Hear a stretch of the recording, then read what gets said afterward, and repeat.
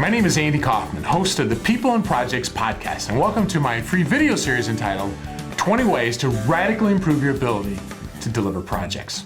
Your important step in planning out your project is to identify assumptions. Now check out PMI's definition for assumptions.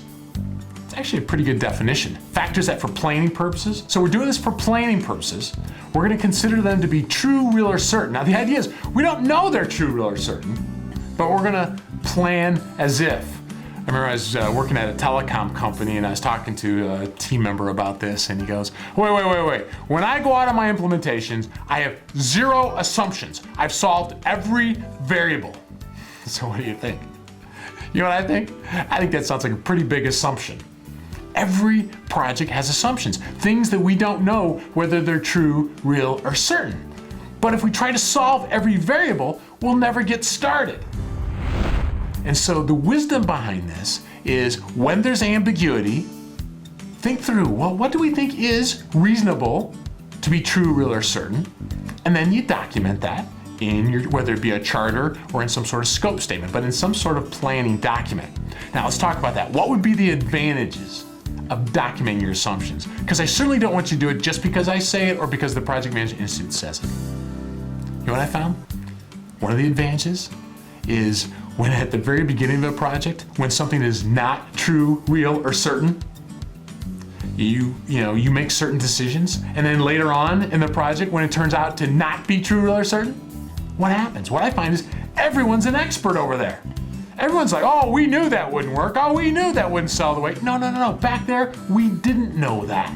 So this is what I find is way out at the beginning of the project, when you make those decisions, when you make those assumptions, you document them, get sign-offs and you can, but certainly at least agreement. Then when something turns out to not be true or certain, it's a little bit more difficult to whack you. Now, I'm not saying it's all about covering your backside, but that is part of it.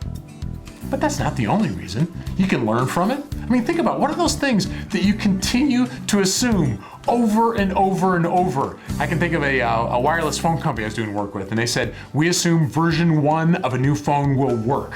You know, haven't we learned this? That a lot of times version 1 of anything doesn't work.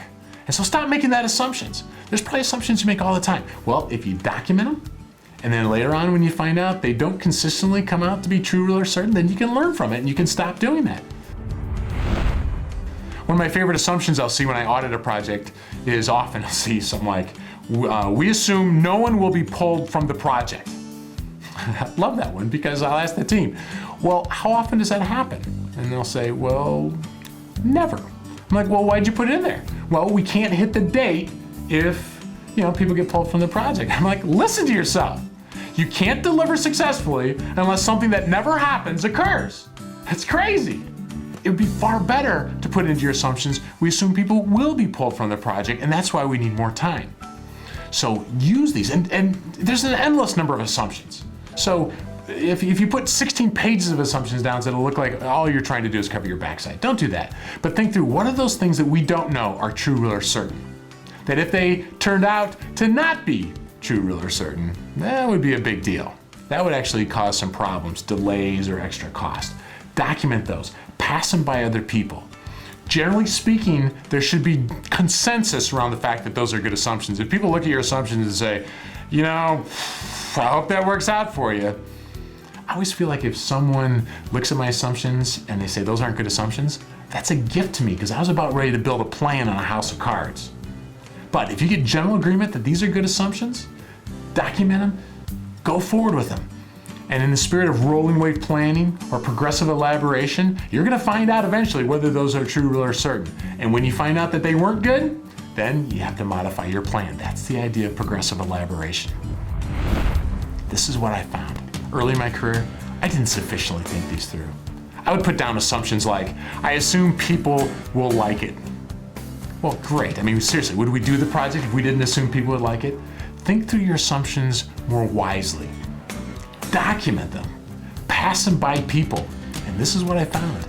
You do a good job of that, you can radically improve your ability to deliver your projects successfully. Hey, take a minute to visit us online at freeprojectmanagementvideos.com. You'll get exclusive access to our free video series entitled 20 Ways to Radically Improve Your Ability to Deliver Projects. We'll see you there.